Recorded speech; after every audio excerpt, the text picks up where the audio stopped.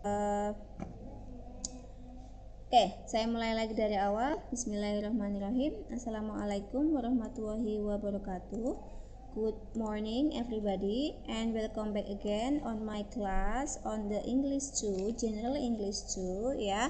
And today we are going to discuss again, about English in the foreign meetings. So I hope that in the last 2 meetings here you can take the benefits of the class, especially English, and I hope that in the final examinations you can get better score, better than the midterm test, Okay. Untuk mempersingkat waktu, I would like to start my lecture because we have something that we should discuss. So actually in the fourth meeting today, kita masih membicarakan tentang translating word, translating some text, Tapi menurut saya translating text sudah cukup, yang kalian kerjakan kemarin di dalam tugas yang sudah saya berikan. So today we are going to learn about title, what the title of this the title of this material that we are going to discuss today is summarizing a text, Jadi kita akan menceritakan tentang how to summarize, bagaimana untuk merangkum sebuah teks, Ini saya akan berikan. Nah, teks yang akan kita bahas pada perkuliahan hari ini itu bukan teks yang fiksi, tapi kita teks yang non-fictional, Nah, berikut ini akan saya sampaikan. Nanti saya akan sampaikan secara khusus tips atau triks dalam merangkum. Nah, tapi sekarang saya akan berikan gambaran ataupun apa itu the definitions of the summarizing, as you can see on the slide below, Let's take a look at this one. So here is the title of this lecture today, that is summarizing. So summarize in bahasa Indonesia we call it as rangkuman. Summarize, summary itu artinya rangkuman. Jadi summarizing itu artinya merangkum. Nah, ini adalah skill yang harus kalian miliki, khususnya apabila nanti kalian diminta untuk mereview atau menganalisis tentang teks yang bukan fiksi atau non-fictional. Nah, teks non-fiksi itu seperti apa sih? Nah, teks non-fiksi itu biasanya berupa seperti misalnya artikel di dalam jurnal, ataupun misalnya media massa, ataupun juga buku-buku yang ada di dalam materi perkuliahan. Nah, nanti pasti tentunya akan ada beberapa tugas-tugas mungkin yang minta kalian untuk merangkum ataupun mereview tentang teks. Nah, itu nanti kalian bisa menggunakan metode yang akan saya berikan pada hari ini. Jadi summarizing adalah proses merangkum, gitu. Oke, kita kembali lagi. This one.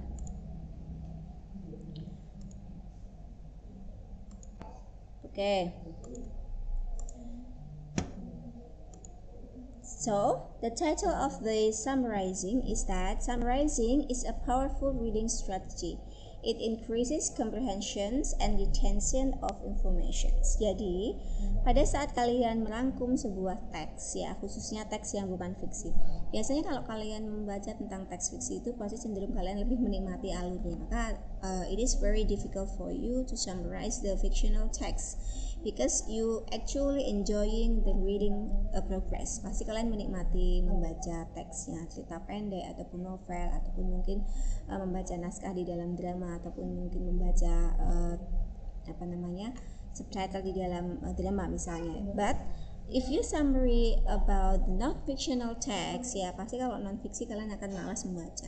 Nah, kalau kalian diminta untuk merangkum, pasti kalian dimulainya dengan membaca dahulu. Nah, makanya dengan men-summarize itu bisa mengetes kemampuan membaca kalian. Nah, this is the powerful reading strategy. Kenapa? Itu bisa meningkatkan komprehensi. Bagaimana cara kita menyerap apa yang ada di dalam teks ataupun retention the information, ataupun bisa mengulang kembali ataupun bisa menceritakan kembali apa sih informasi yang ada di dalam teks tersebut. Nah, inilah yang manfaat dari summarizing ya. Jadi even though we are learning English right now, summarize about English, we can just apply this technique into other language. Jadi kalian bisa menggunakan teknik ini untuk membaca artikel tidak hanya bahasa Inggris, tentunya bahasa Indonesia juga bisa ya. When you summarize, you restate the most important information of a text using your own word. Nah, the most important things of the summarize is that you should restate, you should use your own words ya to make other summary ya. Jadi kalau mau menggunakan rangkuman itu tidak boleh dari teks asli atau tidak boleh dari kata-kata yang ada di dalam teks asli tersebut. Terus gimana nih caranya? Nah, you should summarize ataupun kamu harus mengulang kembali ya dengan menggunakan bahasa kamu sendiri. Tentunya kalau kamu ingin mengulang dengan bahasa kamu nggak mungkin dong nggak paham, maka kamu harus paham dulu. Nah, itu yang paling penting dari proses merangkum.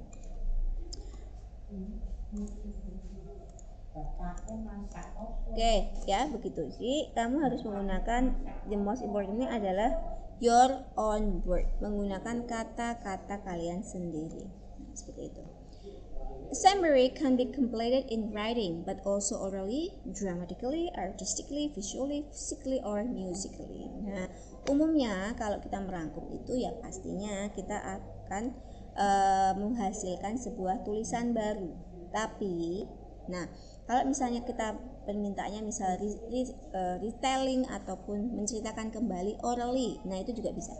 Ataupun dramatically, secara dramatis, secara artistically ya, artistically itu ada gayanya ya, atau visually ya dengan tampilan, atau physically ataupun musically. Tapi kalau kita berbicara tentang non-fictional text, we concern and we focus on writing text atau written text ya. The product of this summarize activity is written text.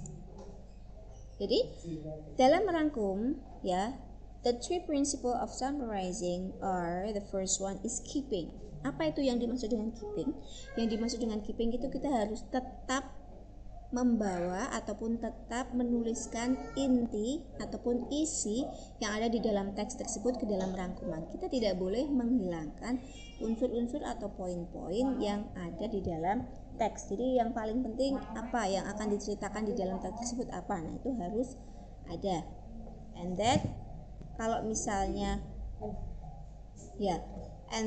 kalau misalnya kalian mengubah apa yang ada di dalam sebuah teks yang asli, maka tidak diperkenankan. Kemudian deleting ya, kita harus membuang apa-apa saja yang tidak relevan. Artinya segala sesuatu yang tidak begitu penting tidak perlu dicantumkan di dalam rangkuman, dan juga bisa disebut dengan paraphrasing. Paraphrasing ini apa? Paraphrasing ini adalah menambah kata-kata ataupun juga memberikan kata-kata penjelas yang bisa kamu gunakan untuk melengkapi rangkuman kamu. Ya, jadi yang pertama prinsipnya adalah menjaga keaslian atau menjaga isi dari sebuah teks. Terus membuang apa-apa saja yang ada di dalam teks yang tidak relevan atau yang tidak begitu penting. Kemudian paraphrasing adalah menggunakan kalimat-kalimat dengan bahasa kamu sendiri, tidak boleh dari teks aslinya. Begitu. Next we are going to keeping. Nah, ini keeping adalah keep only the important informations and main idea. Hanya yang informasi yang penting saja dan ide pokok ya. And then deleting, do not include supporting details in your summary. Do not include supporting details in your summary. Nah, ini adalah yang paling penting, tidak usah memasukkan ya kalimat-kalimat yang bukan kalimat inti. Jadi supporting detail itu hanya untuk mendukung saja dari kalimat utama dalam rangkuman. Nah, seperti itu. Kemudian paraphrasing, apa itu? Use your own word. Tadi ya, gunakan kata-kata kamu sendiri. Oke. Ada quote dari Rick Wormeli bahwa the author's arguments and details, they are not the place for personal opinions or judgment. Ya. Jadi kita argumen atau detail dari sebuah penulis ya, atau ada opini yang tidak didukung oleh fakta ya. Nah, itu lupa, they are not the place for personal opinions or judgment. Nah, itu hanya personal statement, hanya pendapatnya dia saja atau judgment. Nah, ini nanti sesuai dengan teks yang akan kamu rangkum. Jadi kalau teksnya adalah teks yang berbentuk eksposisi atau argumentatif, maka kamu harus tuliskan argumentasi dari penulisnya apa. Nah, terus kamu dan kalau misalnya quote-nya ini memang bukan quote yang hanya untuk support, maka kamu bisa merangkumnya. Tapi kalau misalnya sebenarnya dia bukan teks argumentatif, ya sebenarnya teks ilmiah, nah kemudian maka quote dari sebuah pakar, seorang pakar tidak perlu kamu tuliskan. Paham ya? Jadi kalau teks argumentasi memang itu bisa kamu rangkum. Ya memang bisa kamu rangkum dengan menggunakan bahasa kamu sendiri. Tapi kalau misalnya teksnya bukan argumentatif, teks fakta seperti berita ataupun seperti memaparkan sebuah ide gitu ya. Nah, itu bisa kamu tulis faktualnya saja, kalimat-kalimat faktanya saja. Oke. Bagaimana panjang rangkuman itu berapa sih? Nah, maka kita bisa lihat di sini. Summary should be between 10 to 25% of the original text length. Ya. Nah, kalau misalnya teksnya itu ada 2 lembar, maka itu harus menjadi 25%-nya. Maka harus menjadi, misalnya teksnya 1 lembar. Jadi misalnya teksnya 1 lembar A4 nih. Berarti kamu harus jadi 1/4-nya. Jadi hanya 1 paragraf. Tapi kalau misalnya saya memberikan teks 10 lembar, maka kamu ambillah 10%-nya atau 25%-nya. Maka kalau 10 lembar maka hanya jadi 1 sampai 2,5 lembar. Begitu ya. Jadi tidak boleh terlalu panjang. Dan summary itu biasanya di dalam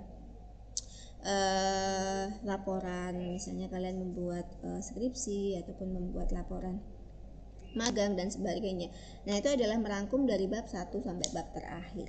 Nah, itu adalah summary. Rangkum semua konten yang ada di dalam sebuah teks ya.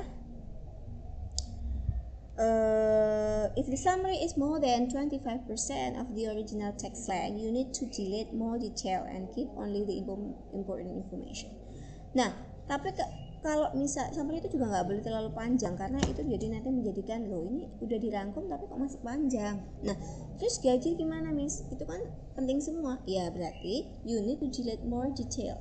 Kamu perlu membuang lagi dan hanya yang bagian paling penting saja ya yang kamu harus tuliskan di dalam rangkuman. Nah, one of the toughest part of summarizing is paraphrasing, putting important information into your own. Nah, yang paling penting dan yang paling susah dari summarizing itu adalah menggunakan paraphrasing. Nah, itu apa yang dilakukan pada paraphrasing? Kamu harus menggunakan kata-kata kamu. Ingat, tidak boleh mengubah isi, tapi teksnya harus dengan menggunakan bahasa kalian sendiri. Nah, ini adalah yang tricky. Maka bagaimana caranya kamu menulis ulang, kamu menceritakan kembali dengan menggunakan bahasamu, tapi tetap sesuai dengan konten yang ada di teks tersebut. Oke. Jadi di sini ada beberapa teks nanti ya yang bisa kalian gunakan untuk menggunakan summarizing gitu. Oke, sekarang kita saya akan berikan contoh seperti ini ya.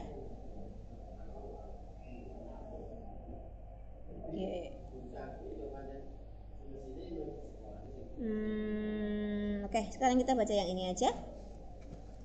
Here is an example of summary for the passage you read. Ya. During football's early days, many injuries occur due to little or no head protections. Improved football helmets were designed using woodpecker skull as a blank. Your summary and paraphrase will not be exactly the same as the exam question. However, it should include the important detail. Jadi, karena kita di sini ya, maka di sini during football's early days many injuries occur due to little or no head protections ya. Jadi improved football helmet were designed using what Pickers School as a protection maybe. Nah, di sini adalah football was originally played with little or no head protection. Jadi di sini pada awal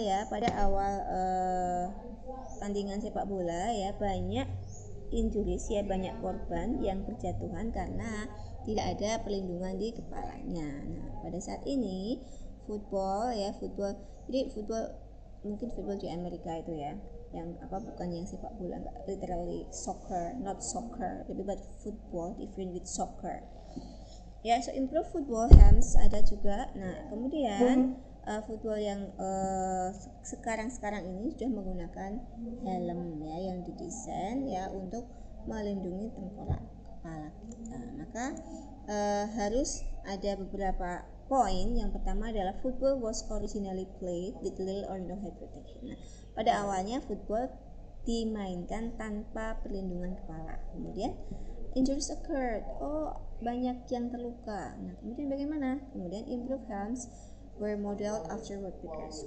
Nah, kemudian dibentuklah helm atau pelindungan di kepala. Jadi ada 3 poin yang harus sama dengan di dalam teks aslinya tersebut gitu ya. Nah, inilah yang disebut dengan summary, bahwa kata-katanya nggak sama plek dengan teks aslinya, tapi poinnya tetap tersampaikan gitu. Ada tricksnya, summarizing tricks. Let's look at some strategies trick that will help you summarize. Nah, trik-trik yang bisa kamu gunakan dalam merangkum. Nah, ini ada beberapa, nanti juga akan saya berikan untuk membuat awalan tentang rangkuman. Kita lihat. Yang pertama, kita harus tahu text features. Nah, text features itu maksudnya adalah kita harus tahu paragraf-paragraf yang ada di sebuah teks. Maksudnya apa? Manakah sih yang berupa paragraf pembuka, mana yang berupa body ataupun konten dari teksnya, dan manakah yang berupa closing ataupun paragraf penutup. Nah, kita harus tahu text features tersebut ya. Introduction, kalau misalnya di dalam teks deskripsi nih, misalnya introduction, terus yang identification, kalau teks deskriptif ya, identification itu berupa pengenalan apa yang akan dideskripsikan, kemudian description, deskripsinya, dan terakhir adalah closing ya. Nah, sama juga dengan teks yang lain, ada juga yang introductions, kemudian ada yang argumentation 1 atau argumentation 2, kemudian yang terakhir juga closing, itu juga ada. Nah, kemudian ada vocabulary ya, ada wordnya, kemudian ada topic sentences ya, harus kita tahu ya kalimat topiknya yang mana. Nah, biasanya kalimat topik itu merangkum ide pokok main idea, ini yang harus kamu tuliskan di dalam rangkuman kamu. Nah, jadi yang paling penting kita sudah tahu setiap paragraf itu maksudnya paragraf ini berupa introductions, paragraf yang ini berupa isi, dan paragraf ini merupakan paragraf penutup. Nah, kita lihat topik sentence yang biasanya ditaruh di kalimat yang pertama. Nah, itu yang harus kamu tuliskan di dalam rangkumanmu. Namun ingat, harus menggunakan bahasa kamu sendiri. Terus yang paling important adalah who, what, where, when, why, and how. Nah, this is the very important. When you summary a text, you should know 5 W and what H. Maka di paragraf yang pertama kita harus tahu siapa sih yang dibicarakan, siapa sih pelaku dari teks tersebut, apa sih yang dibicarakan, di mana, kapan, dan kenapa itu terjadi. Ini biasanya di teks berita. Ya, organizer ini juga sama seperti text feature, mana yang berupa kalimat pembuka, kalimat isi, dan penutup. Ya, nah ini begitu ya. Di sini ada, nah ini text feature itu ada judulnya, ada subjudul ya, biasanya dalam margin dan sebagainya. Nah, itu tadi yang seperti yang saya bahas ya, paragraf awal, paragraf kedua, dan sebagainya. Nah, ini aja langsung ke topic sentence. When reading a short text, identify the topic sentence in each paragraph. Nah, ketika kita membaca sebuah teks, kita harus mengetahui kalimat yang topik, kalimat yang berisi main idea atau ide pokok dalam setiap paragraf. Nah, ini nanti yang harus kalian harus kalian restate, harus kalian kemukakan lagi dengan menggunakan bahasa kalian sendiri. A topic sentence holds the most important information in a paragraph. Jadi kalimat topik itu biasanya memuat informasi yang paling penting dalam sebuah paragraf. Therefore, a summary can be written simply by paraphrasing the topic sentence into your own word. Maka, ketika kamu sudah menemukan topik sentence yang berisi ide pokok, tinggal kalian gunakanlah kata-kata kalian sendiri. Nah, ini sudah tahu ya. Nah, ini adalah who, what, where, when, why, and how. Identify the answer to each type of item. Udah, ini kalian harus tahu. Kemudian organizer-nya apa? Nanti di sini ada organizer. Nah, di sini adalah title, kemudian subtitles. Nah, ini jadi misalnya setiap paragraf judulnya apa, kemudian topiknya tentang apa, terus bagian-bagiannya apa, ini nanti seperti ini. Kamu perlu membuat ya, tidak perlu.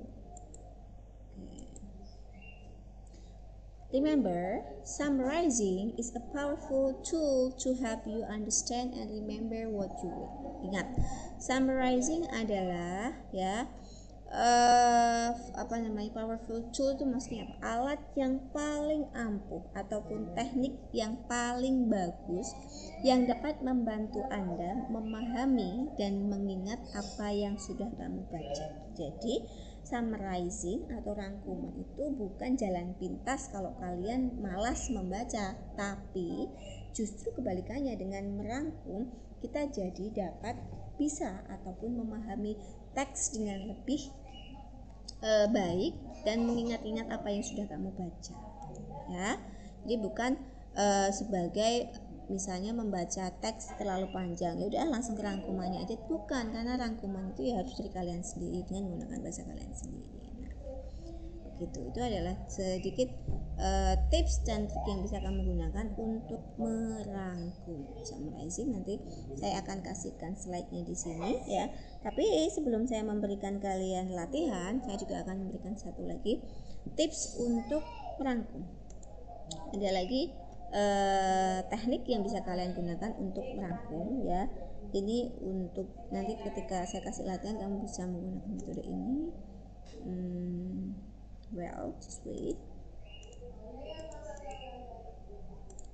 Oke, jadi dalam merangkum kalian harus hati-hati bahwa ketika kalian menggunakan rangkuman, kalian tidak boleh keluar dari intinya. Nah, ada yang disebut ya, ini pakai bahasa Indonesia jadi kalian bisa memahami dengan baik.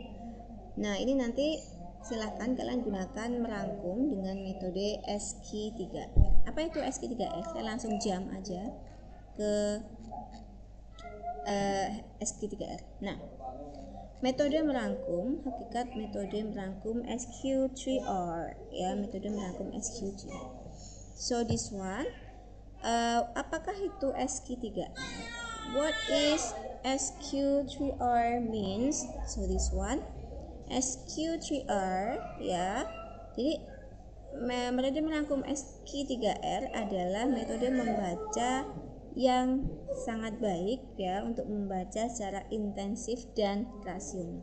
Nah, bagaimana itu ya?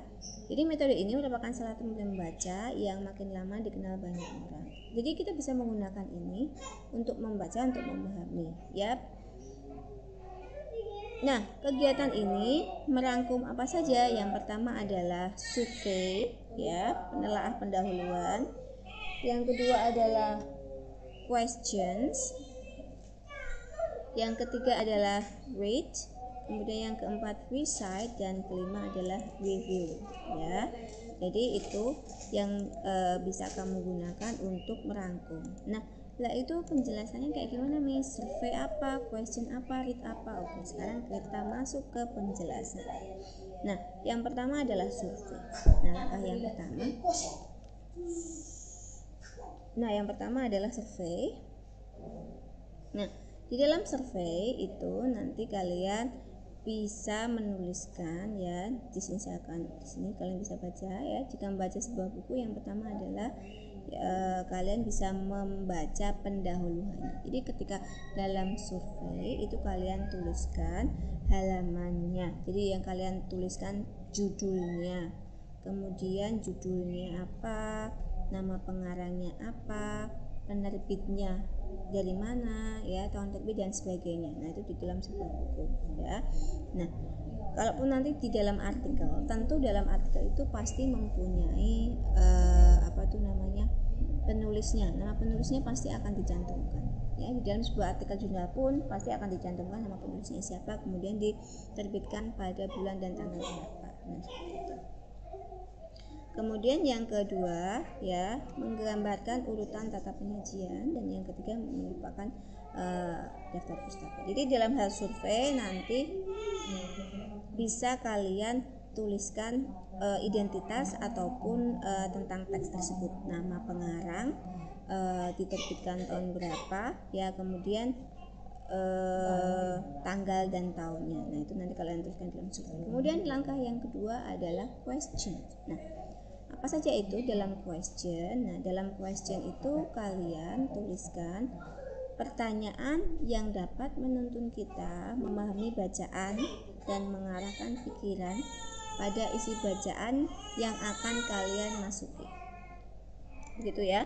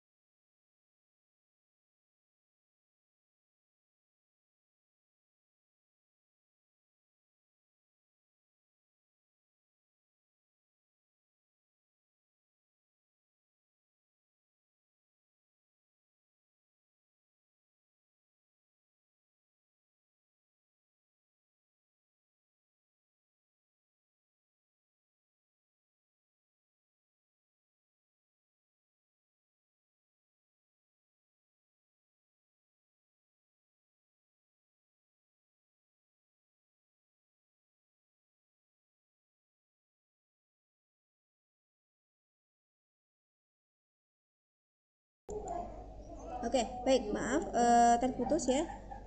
Saya ulangi kembali. Dari dalam pertanyaan nanti kalian bisa tambahkan pertanyaan-pertanyaan yang ingin kalian sampaikan di dalam sebuah teks tersebut. Jadi pertanyaannya itu adalah yang sebelumnya sudah kita buat ya. Jadi nanti pertanyaannya kalian baca, kemudian pertanyaan kalian buat, kemudian nanti jawabannya ada di dalam teks tersebut ya. Kemudian I'm getting trouble with my situation. Baik, nanti akan saya akan berikan teks ini, saya akan berikan di Google Classroom. Silahkan nanti kalian baca sendiri ya, khususnya yang tentang survey, question, read, recite, and review ya. Nanti habis itu kalian akan saya berikan latihan. Begitu ya. Mohon maaf karena ada beberapa gangguan yang terjadi pada perkuliahan pada pagi hari ini. Semoga apa yang saya sampaikan meskipun cepat dan hanya beberapa menit dapat kalian pahami dengan baik. Dan saya nanti akan memberikan teks ya, ataupun saya akan memberikan teks yang nanti kalian bisa gunakan untuk latihan. Begitu. Sebelum saya tutup, mari kita berdoa bersama-sama agar apa yang saya sampaikan dapat dipahami dengan baik ya, dapat juga kalian manfaatkan untuk diri kalian sendiri dan untuk orang lain. The prayer begins.